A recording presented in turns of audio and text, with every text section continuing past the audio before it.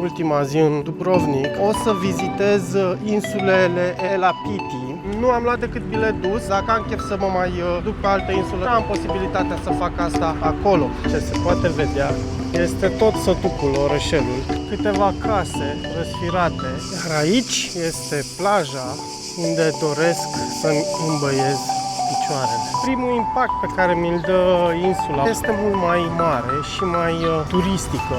Cred că mi-am găsit și locul ideal unde să fac baie. Am mai cucerit ceva, încă un munte, încă un vârf, pentru că asta. Uite, așa începe ultima zi în Dubrovnik și penultima zi în Croația. Mâine o să plec înapoi spre Zadar. Și mă așteaptă un drum cu autobuzul de vreo 8 ore și ceva, dacă nu și mai bine. Și e destul de greu pentru că e plin de serpentine, nu e chiar plăcut. Cel puțin o bucată până pe la Split. În fine. Dar astăzi, fiind ultima zi, am zis să fac ceva mai special și să continui să mă bucur de Dubrovnik.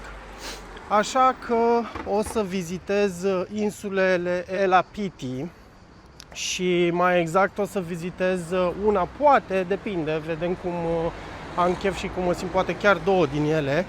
Dar garantat o să merg pe Colcep, cea mai apropiată insulă de Dubrovnik și cea mai mică, de fapt, dintre cele trei insule.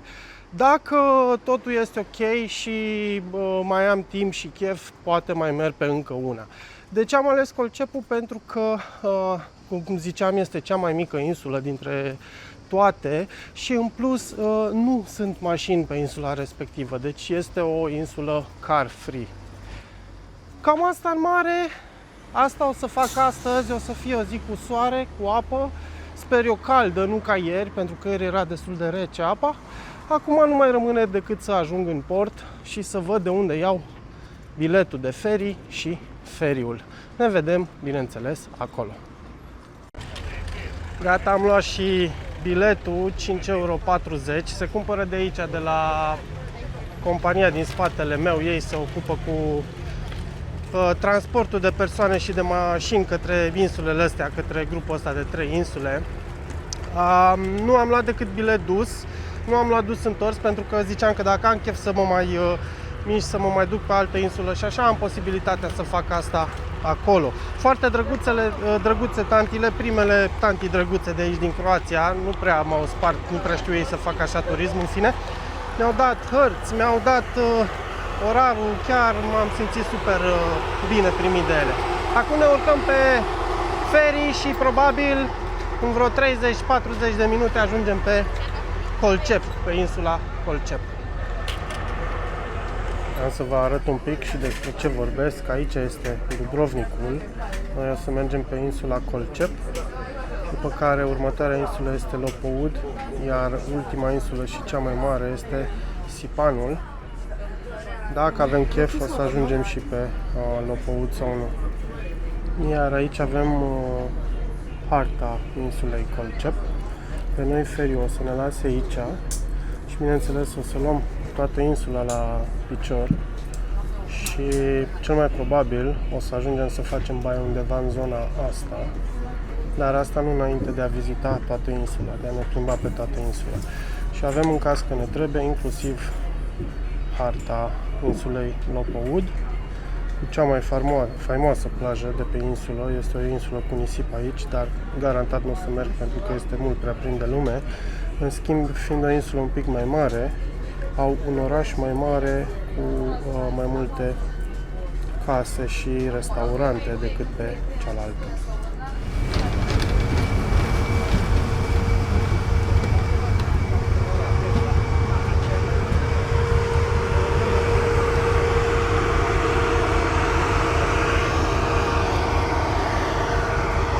Sincer, mi se pare faină rău insula. E ca și cum ai scăpat un pic de aglomerația și turismul de masă din Dubrovnik și vii aici într-un loc mai special cumva, mai rustic.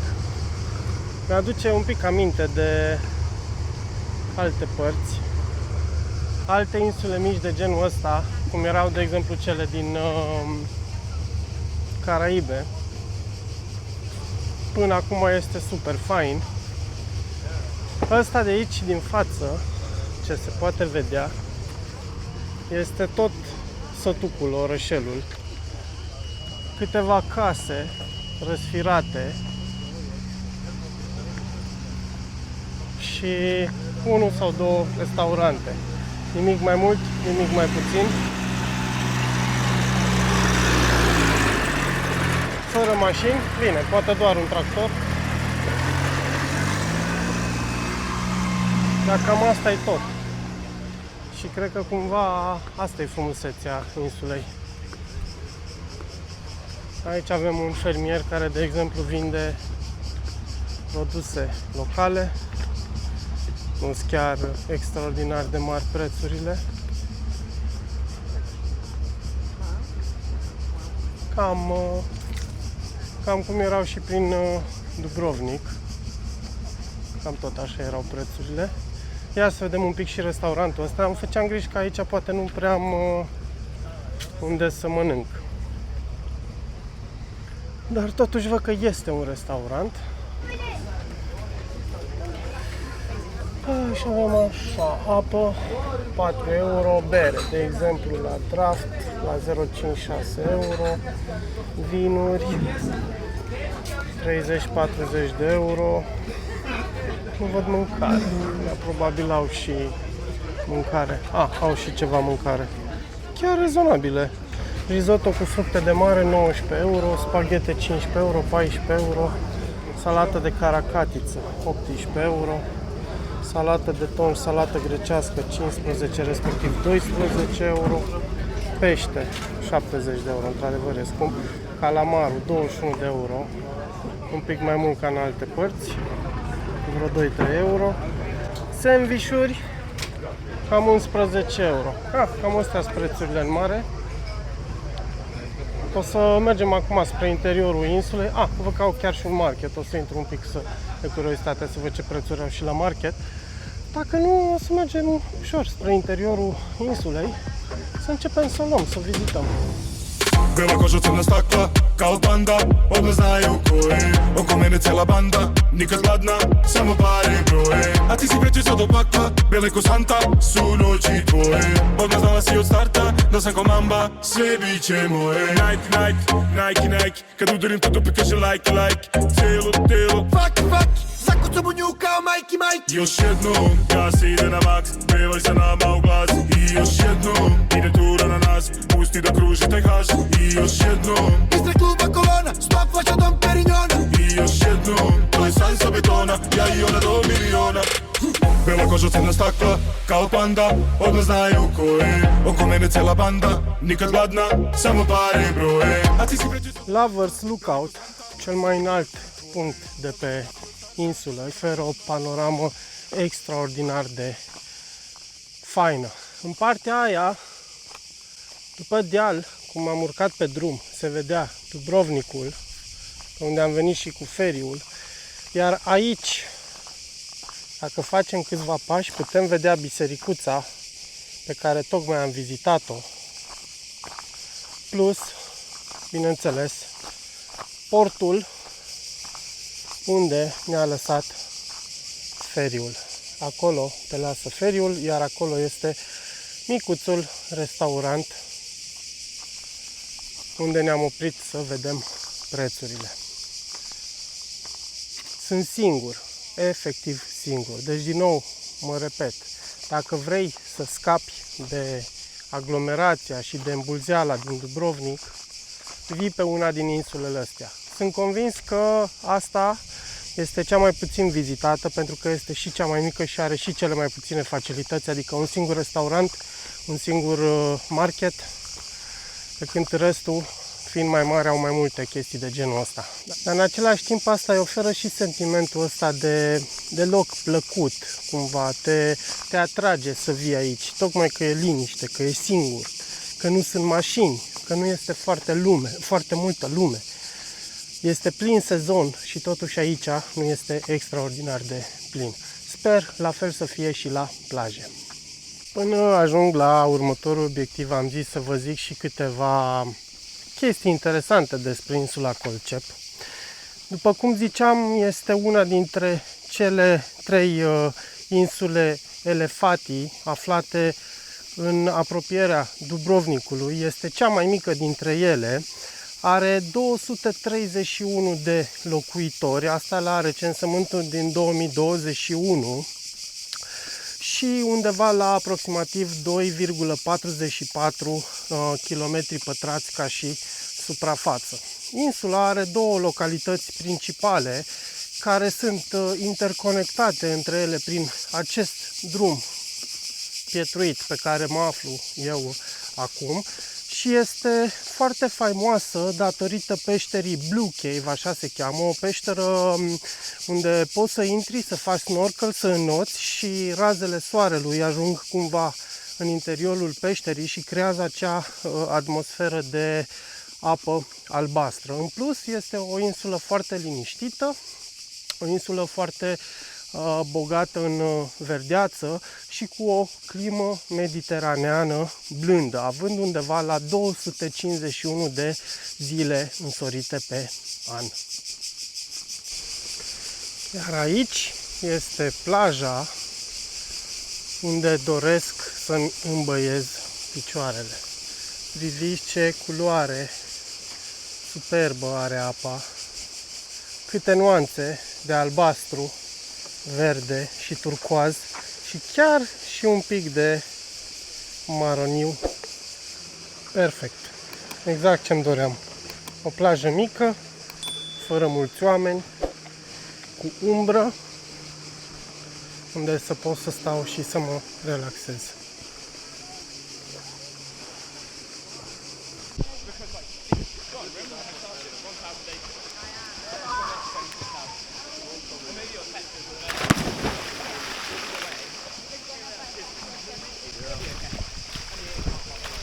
Is everyone doing that?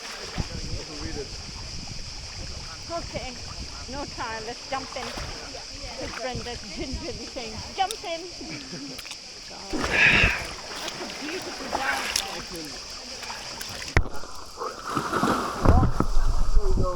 Da, măcar am noroc și de data asta nu e rece apa.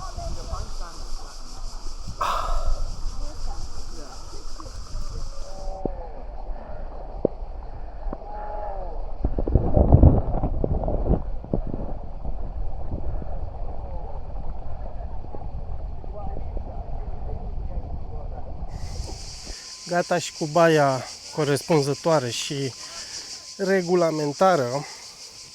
Ne-am îmbrăcat, ne-am echipat pentru că vreau totuși să mai explorez un pic insula. Am văzut că mai sunt câteva chestii de văzut pe aici sau de vizitat, cum ar fi ceva fort și încă o plajă. Așa că ne punem din nou în mișcare, mergem, vedem ce găsim. Și cine știe, poate reușim totuși la ora 2 să ajungem inclusiv înapoi în port și să prindem feriul către cealaltă insulă.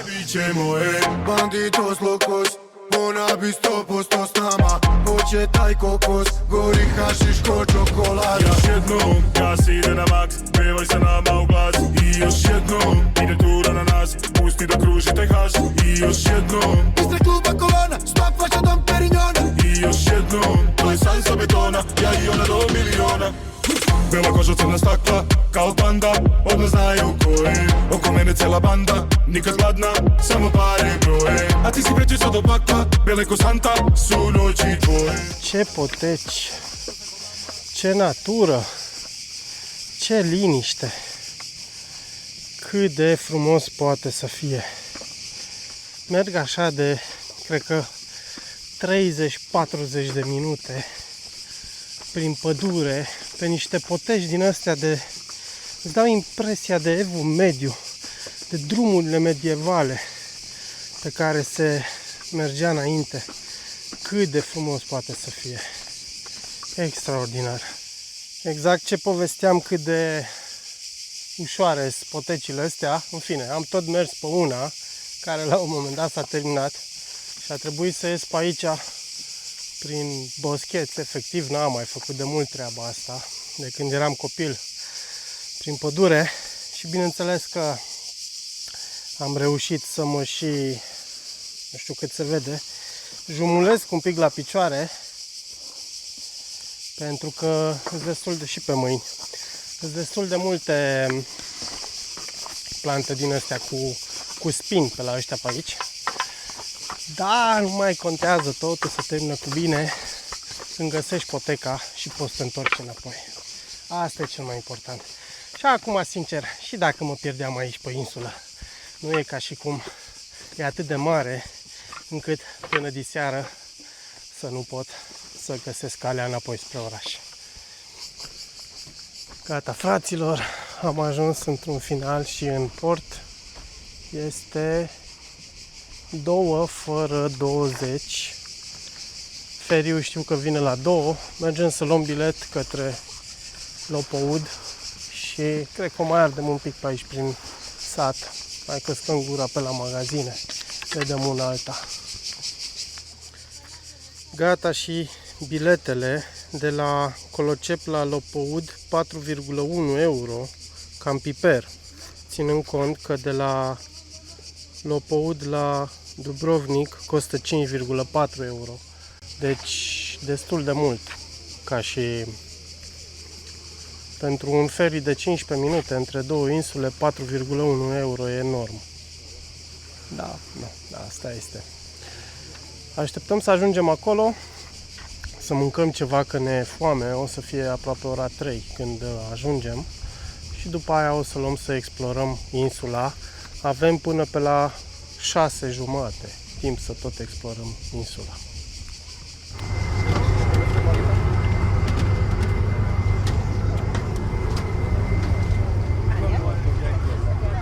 Primul impact pe care mi-l dă insula odată ce am coborât de pe ferry este faptul că este mult mai mare și mai turistică decât Colocepul. Mult mai mulți turiști, se vedea încă de pe ferry, foarte mulți stăteau să coboare, o atmosferă mult mai animată, cu baruri, cu muzică, lucruri pe care dincolo nu le auzeai. Una peste alta, overall ca atmosferă, da, e frumos și aici, nu pot să zic că nu, dar în același timp totuși se simte că este o chestie mai mare și că mai multă lume este aici și că mai multă lume vine aici. Asta poate fi și un lucru bun, poate fi și un lucru rău, depinde în primul rând ce preferi și în al doilea rând depinde foarte mult și ce vrei să faci. Dacă vrei să stai să mănânci și să bei la restaurante și ăsta e un lucru care îți place, clar, Lopoudul este locul unde să vii. Insula cealaltă, fiind mult mai mică, avea mult mai puține restaurante.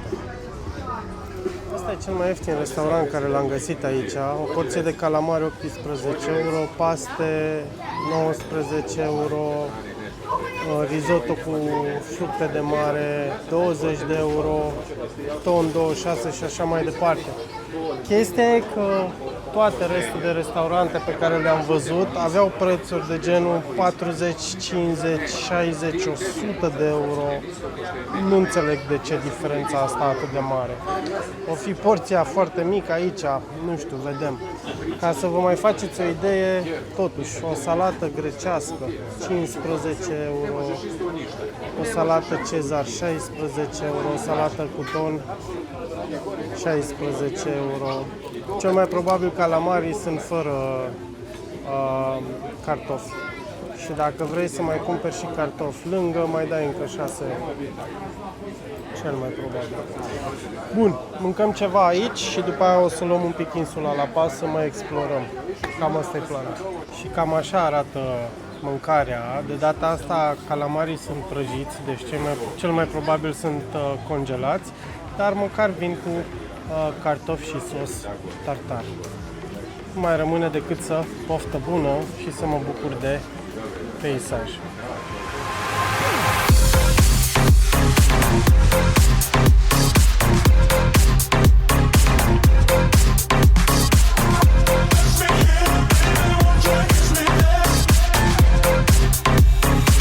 Got what I want.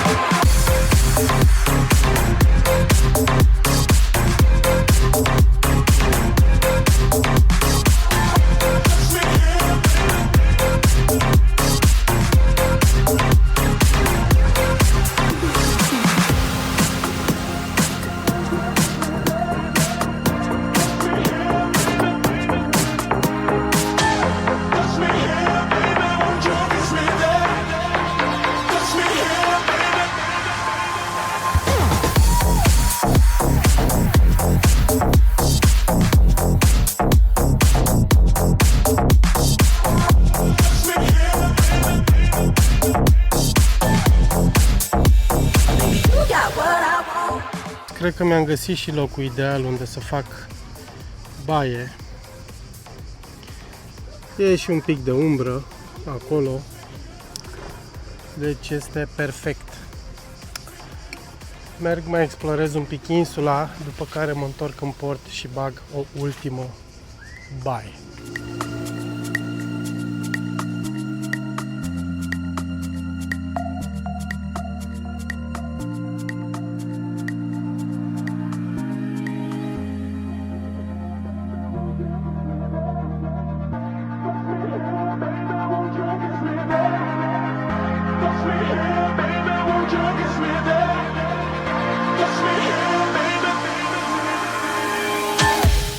Nu am nici cea mai vagă idee unde duce drumul ăsta.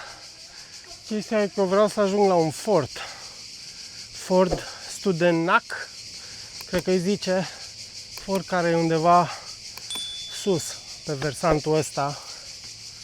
Dar nu știu cum să ajung la el. Google Maps-ul nu mă ajută și din păcate nici indicatoare n-am mai văzut. Drumul la un moment dat se bifurca. O parte în sus, o parte în jos. Am ales să o iau ca de obicei în sus, în ideea în care fac partea mai grea, mai complicată la început. Culmea că pariul meu de data asta a ieșit câștigător. Pe aici mergi la fort. Încă 650 de metri. Stuvrac îi zice. Fort Stuvrac.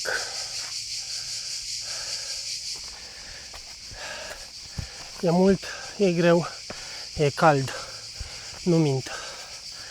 Curg efectiv apele pe mine în continuu de azi dimineață. Măcar aici e umbră. Frate, aici trebuie să fie efectiv capră de munte ca să reziști să urci. Partea bună e că acolo e fortul. Uitați cum lucesc de la apă și de la transpirație. Nu știu nimic despre fortul ăsta, nu știu dacă se vede frumos, nu știu dacă merită să vii până aici. Aflăm imediat ce ajungem.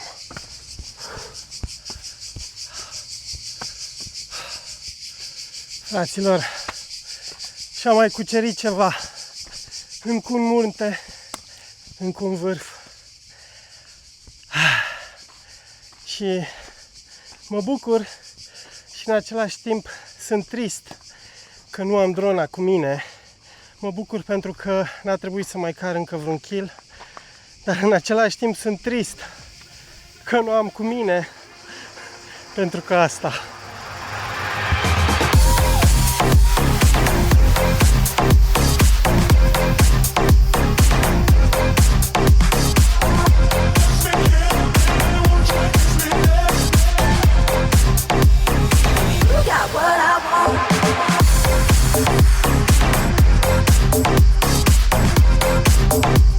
Fortul ăsta, Stravextramăsa, cu pietrele lui albe, așa cumva lăsat în paragină și cu livada asta plină de măslini în spate, cred că crescuți natural, sălbatic, îmi aduce foarte mult aminte de Grecia. Într-adevăr, când te uiți la peisajul din jur, îți dai seama că nu ești acolo, pentru că Grecia este ușor mai uscățică decât Croația, sau cel puțin decât partea asta a Croației. Cam asta cu fortul de aici, cum eu zice. Acum îi dăm înapoi spre plajă.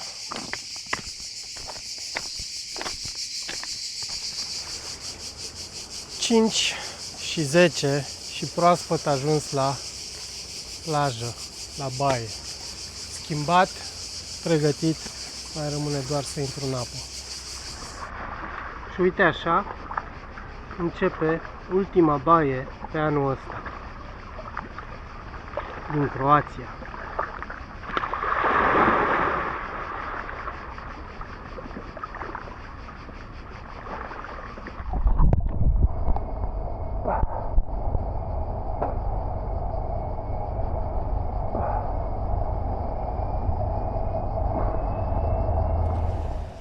No și stând aici și așteptând feriul, am zis să închei și eu vlogul ăsta din Croația, săptămâna petrecută aici, să fac un rezumat cu ce mi-a plăcut, ce nu mi-a plăcut, cum am găsit Croația după aproximativ 3 ani de zile de când am vizitat-o prima oară și dacă aș mai reveni sau nu. Și o să încep cu primele zile. Primele zile au fost petrecute în Split și în Omis.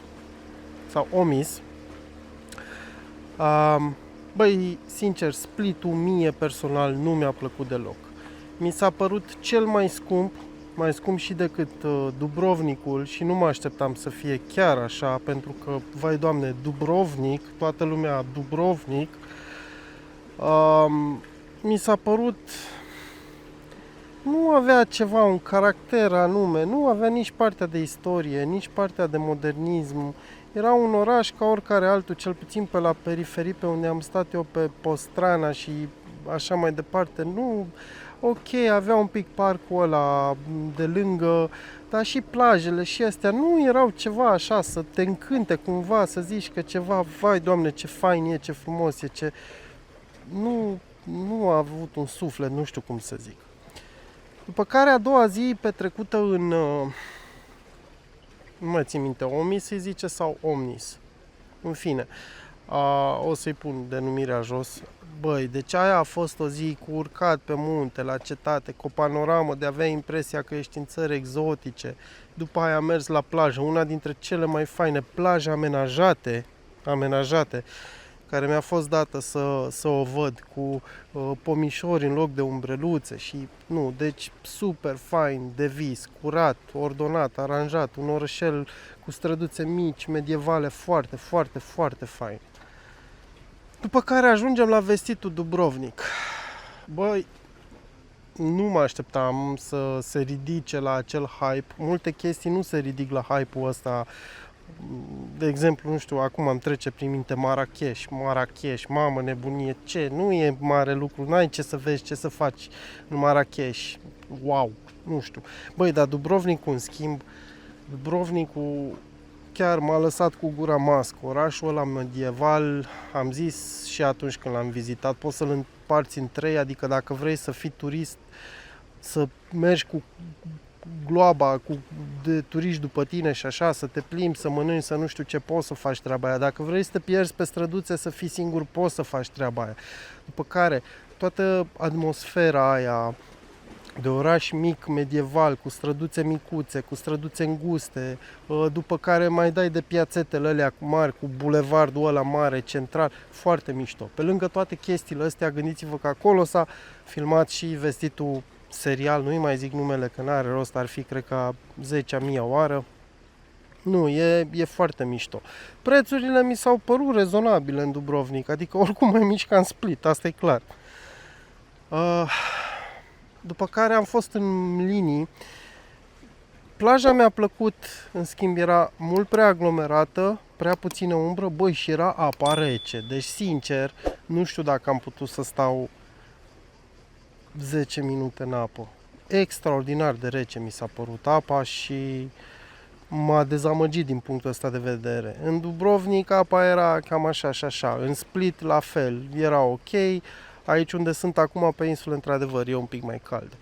Și revenim la insule. Băi, insulele astea două de le-am vizitat astăzi, Colcep și Lopoud, de-a dreptul extraordinar de frumoase. Îmi pare rău că n-am avut mai mult timp să stau aici pe insula asta, pe Lopoud, pentru că e mult mai mare și sunt convins că aș fi avut mult mai mult de mers, de explorat, de urcat pe toate stâncile, pe toți munții, să văd ruinele și așa mai departe, să încerc plaje și chestii unde nu e lume, unde aș fi fost doar eu. Pe aia mică, să zic că în mare, așa am văzut-o, dar pe asta mi-ar fi plăcut să o mai explorez, iar cealaltă, care e și mai mare, a treia, nici nu m-am atins de ea pentru că știam că doar m-aș fi dus până acolo ca să am de unde să mă întorc. Prețurile un pic mai mari ca în Dubrovnik, e de înțeles, ești pe insulă, e normal să fie mai scump. Una peste alta am găsit o Croație mai scumpă, mult mai scumpă decât în 2022. Acum, da, într-adevăr, este și full sezon. E mai scumpă decât Grecia, nu știu dacă e neapărat mai scumpă decât Italia, probabil depinde și așa. Dacă mi-a plăcut și m-aș mai întoarce, în Split sub nicio formă. În zona asta de Dubrovnik și așa, da, poate pe viitor, un Muntenegru ceva și cu o fugă, poate de o zi, 2-3 aici, iarăși la Dubrovnik, să vii să mai vizitezi un pic insulele și așa, da, poate aș mai face treaba asta, pentru că mi se pare că e o zonă extraordinar de frumoasă care merită explorată mai mult.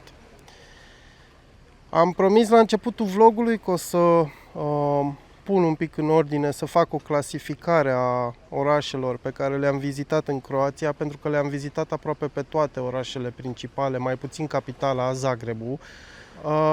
Și o să încep așa. Prima oară, cred că, într-adevăr, pe primul loc, ca oraș, este Dubrovnikul, cu toată atmosfera. Și orașul vechi și orașul nou mi s-au părut splendid de frumoase. După Dubrovnik, pe locul 2, vin două orașe. Vine odată Pula, care este un oraș foarte fain, cu o istorie foarte veche și mi-a plăcut foarte mult, cu Coloseumul, cu toate străduțele alea, nebunii, poți să te plimbi, să vezi ăstea temple al lui Jupiter, al lui nu știu ce, super mișto. Și neașteptat, pe același loc, deci da, tot pe locul 2, Omnisul. Un orășel foarte mic, 14.000 de locuitori, deci extraordinar de mic, dar în același timp un orășel cu un suflet foarte mare. Pe mine, personal, m-a dat pe spate. Pe locul 3 aș pune Zadaru, la fel. Un oraș mai modern, dar în același timp are și partea aia de peninsulă, cu orașul vechi, cu orga mării. E frumușel, e drăguț.